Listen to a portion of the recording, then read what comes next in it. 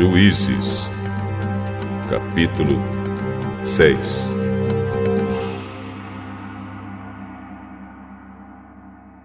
O povo de Israel pecou contra Deus, o Senhor, e por isso ele deixou que o povo de Midian os dominasse durante 7 anos.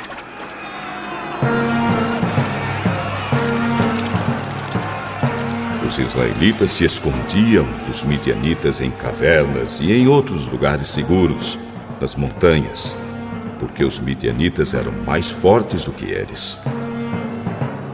Todas as vezes que os israelitas semeavam, os midianitas vinham com os amalequitas e os povos do deserto e os atacavam. Acampavam na terra e destruíam as suas colheitas até o sul, perto de Gaza. Não deixavam nada para os israelitas viverem, nem ao menos uma ovelha, uma vaca ou um jumento.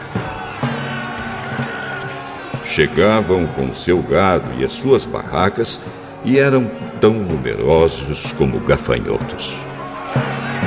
Eles e os seus camelos eram tantos que nem dava para contar. Vinham para destruir a terra e o povo de Israel não podia com eles. Então os israelitas pediram socorro a Deus, o Senhor. Quando eles oraram ao Senhor por causa dos midianitas, ele mandou um profeta que lhes disse: Assim diz o Senhor, o Deus de Israel: eu tirei vocês da escravidão do Egito. Eu os livrei dos egípcios e dos que lutaram contra vocês aqui, nesta terra. Expulsei os seus inimigos e dei a vocês a terra deles. Eu disse que sou o Senhor, o seu Deus, e que vocês não deviam adorar os deuses dos amorreus, que viviam nesta terra. Mas vocês não quiseram me ouvir. Então o anjo do Senhor veio e sentou-se debaixo de um carvalho que havia perto do povoado de Ofra. Esse carvalho pertencia a Joás, que era da família de Abiezer. O seu filho, Gideão, estava malhando trigo no tanque de pisar uvas, escondido, para que os midianitas não o encontrassem. Então um anjo do Senhor apareceu a ele e disse: Você é corajoso e o Senhor está com você. Gideão respondeu: Se o Senhor Deus está com o nosso povo, por que está acontecendo tudo isso com a gente? Onde estão aquelas coisas maravilhosas que os nossos antepassados nos contaram que o Senhor costumava fazer quando nos trouxe do Egito? Ele nos abandonou e nos entregou aos midianitas. Então o Senhor Deus ordenou a Gideão: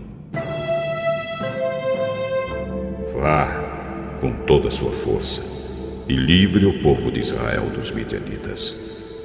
Sou eu quem está mandando que você vá. Senhor, como posso libertar Israel? A minha família é a mais pobre da tribo de Manassés e eu sou a pessoa menos importante da minha família. Você pode fazer isso, porque eu o ajudarei. Você esmagará todos os midianitas como se eles fossem um só homem.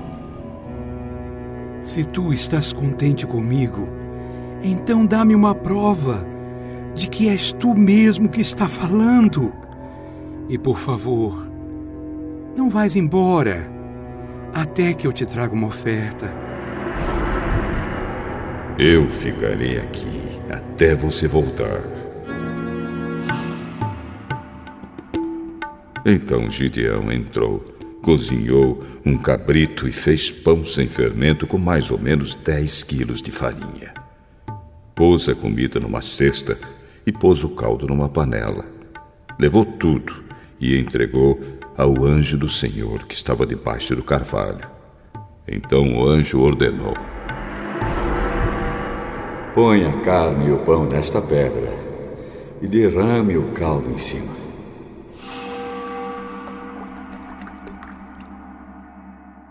Gideão fez o que ele mandou. Em seguida, o anjo estendeu o bastão que tinha na mão e tocou com sua ponta a carne e o pão.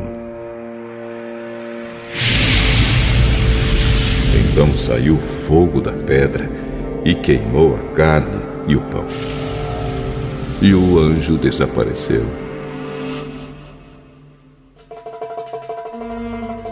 Aí Gideão compreendeu que era mesmo o anjo do Senhor que ele tinha visto e disse apavorado: Ai de mim, Senhor, meu Deus! Eu vi o anjo do Senhor face a face. Mas o Senhor respondeu: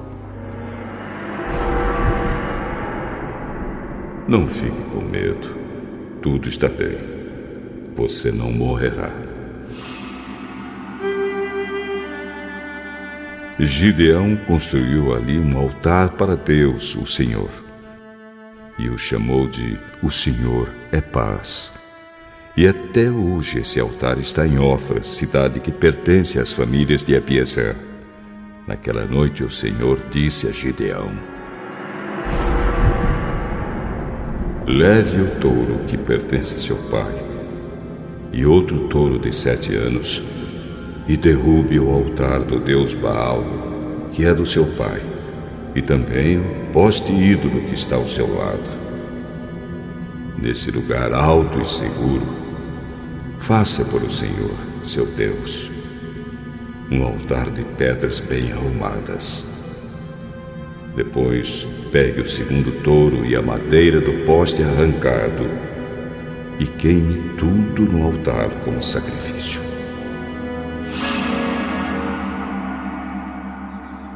Gideão levou 10 dos seus empregados e fez o que o Senhor tinha dito. Porém, como estava com medo da sua família e do povo da cidade, em vez de fazer isso de dia, fez de noite. De madrugada,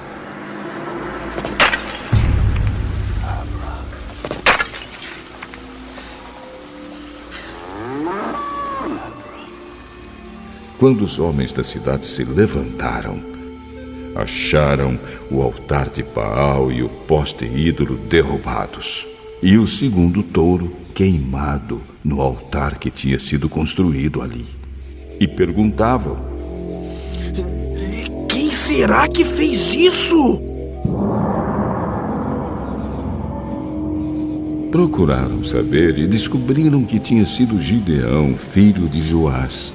Então disseram a Joás: traga o seu filho aqui para ser morto, porque ele derrubou o altar de Baal e o poste ídolo. Mas Joás disse a todos os que estavam ali reunidos contra ele: vocês estão defendendo Baal? Quem o defender será morto antes do amanhecer. Se Baal é Deus, ele mesmo que se defenda. O altar dele é que foi derrubado. Daquele dia em diante, Gideão passou a ser chamado de Jerubaal, pois Joás tinha dito: que Baal mesmo se defenda. O altar dele é que foi derrubado. Então todos os midianitas, os amalequitas e os povos do deserto se juntaram e atravessaram o rio Jordão e acamparam no vale de Jezreel. E o Espírito do Senhor dominou Gideão. Ele tocou uma corneta feita de chifre de carneiro, e os homens do grupo de famílias de Abiezer foram juntar-se a ele. Gideão enviou também mensageiros para chamar os homens das tribos de Manassés, de Azer, de Zebulão e de Naftali. E eles também foram se juntar a ele. Então Gideão disse: Ó Deus, tu dissestes que queres me usar para libertar o povo de Israel. Pois bem, vou pôr um pouco de lã no lugar onde malhamos o trigo. Se de manhã o orvalho tiver molhado somente a lã e o chão em volta dela estiver seco, então poderei ficar certo de que tu realmente me usarás para libertar Israel. O que ele disse aconteceu. Na manhã seguinte, Gideão se levantou, espremeu a lã, e dela saiu água, que deu para encher uma tigela. Então ele pediu a Deus: Não fique zangado comigo, mas deixa que eu fale só mais uma vez. Deixa, por favor, que eu faça mais uma prova com a lã, que desta vez a lã fique seca e que haja orvalho somente do chão em volta dela. E Deus fez isso naquela noite. A lã ficou seca e o chão em volta ficou coberto de orvalho.